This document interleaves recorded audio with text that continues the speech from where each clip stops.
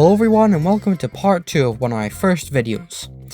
In that video I looked at all the final bosses from Yokai Watch 1 to Yokai Watch 3, mckraken, Dame Deadtime, Whisped Cream and the Ghoulfather, and mainly just talking about them in the context of their own game's main story, including their attacks as well as backstory, some of which is only revealed in the post-game. I would highly recommend watching the first video before this one, as despite it being quite primitive compared to my recent videos, I put a lot of effort into it, and it goes much more in depth with the bosses and my thoughts on them. Today, I'll talk about these bosses in the post-game and in future games. At the end, I'll rank them again based on this, and see how it compares to my original ranking. I'll go in order of the games, starting with Yokai Watch 1. Not really much is done with mckraken in the post-game of Yokai Watch 1. You can refight his second form by talking to Lucas in Mount Wildwood. If you go to where you fought him at the end of the Yokai World, at Lord's Gate, you can see his white squid tentacles, and there's also a mysterious child in the corner for whatever reason who simply says, "Man, I'm bored, I want a new toy," which suggests that he somehow accidentally stumbled into the Yokai World, made it into Lord's Gate, and then got bored and now just stands there.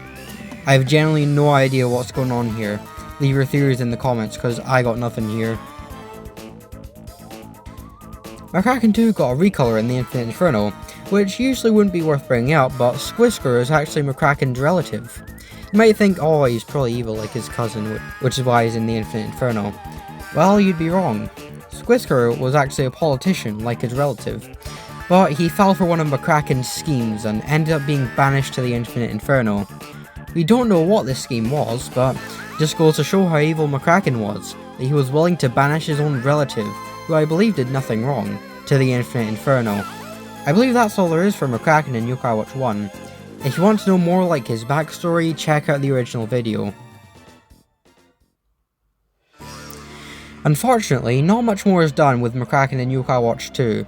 The Yokai World stays mostly the same, and you can refight his first form with a Merkle battle board. Thankfully, Merkle is an infinitely spawning yokai in one of the big gates, making him really easy to get.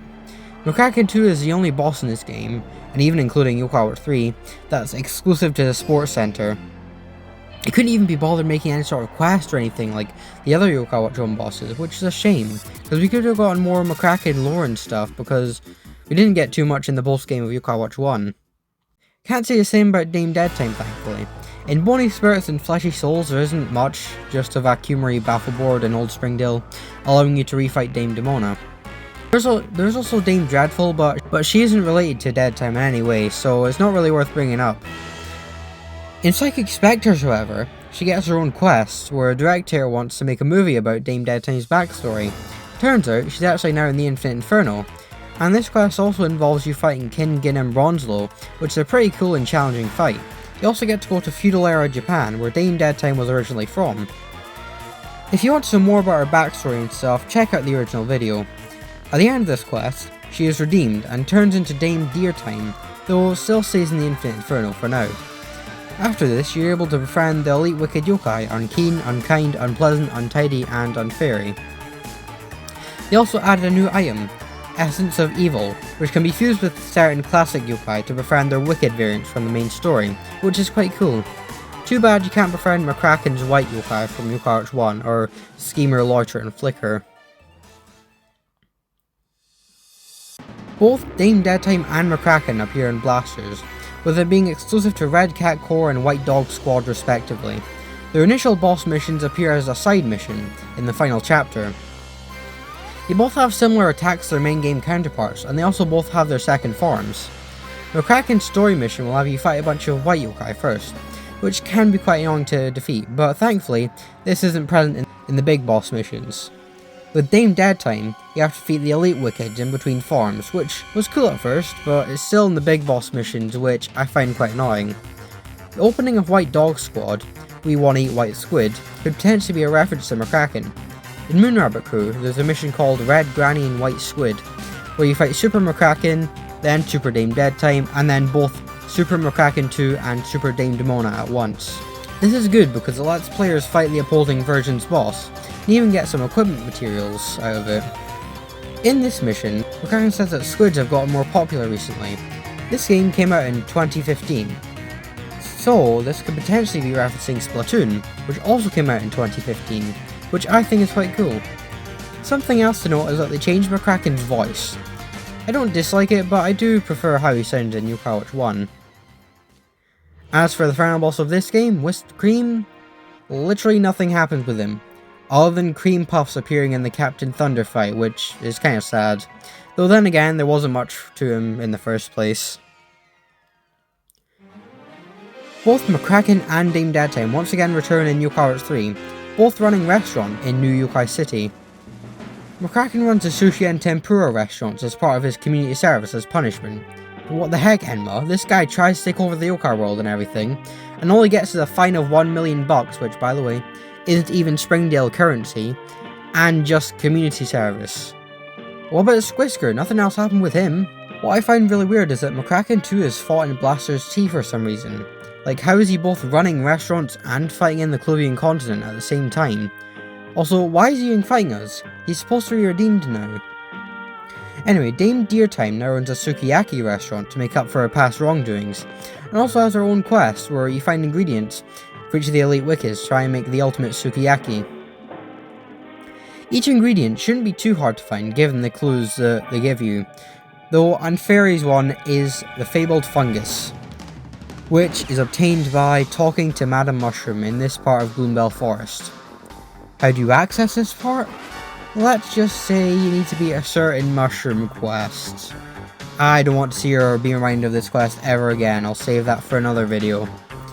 For every ingredient you obtain, you befriend one of the elite wickeds, and once you get all 5, you're finally able to make the Sukiyaki Yokai special, which drives a lot of attention, which doesn't make mckraken very happy.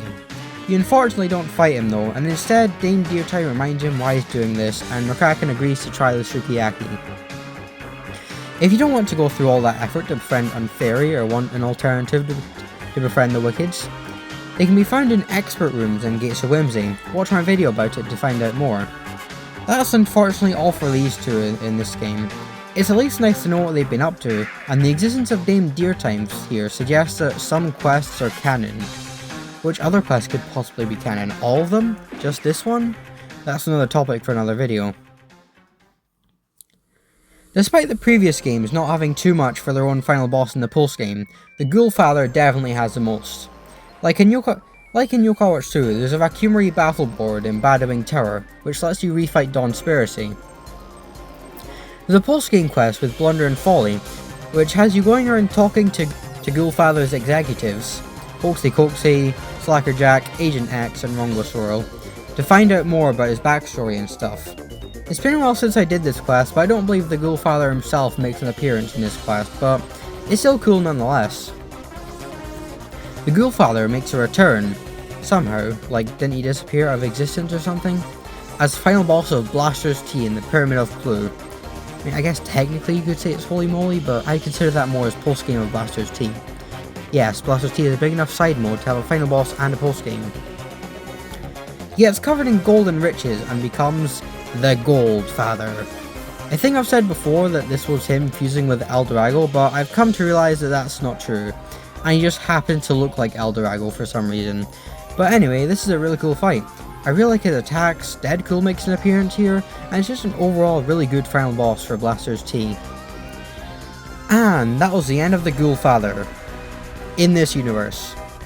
In Yokai Watch 3 there are a series of quests involving going to what I assume is the universe where you picked Katie as a protagonist in Yokai Watch 1 and 2. It's a really cool set of quests, and there's also like food too and everything. Anyways, after beating the Ghoulfather, the final one unlocks. Ghoulies have taken over Katie's world, and you need to go to Hazeltine Mansion, because that's where they've made their base. When you arrive, you're greeted by none other than Haley, inspirited by the Ghoulies, now called Sailor Psycho, which is a callback to when she became Sailor Psyche in Hoaxy Coaxy's dimension, and you have to battle her, which I think is really cool for several reasons. First, this is one of the few times in the whole series where you fight another human. Secondly, her team is all alternate versions of the yokai who built the rocket, as well as Usapion. Thirdly, it uses the Captain Thunder battle theme, which is one of my favourites. After this, she turns back to normal and you head inside where the Ghoulfather summons Eldorago to fight you. Maybe they do have some connection after all. After which, he fights you himself.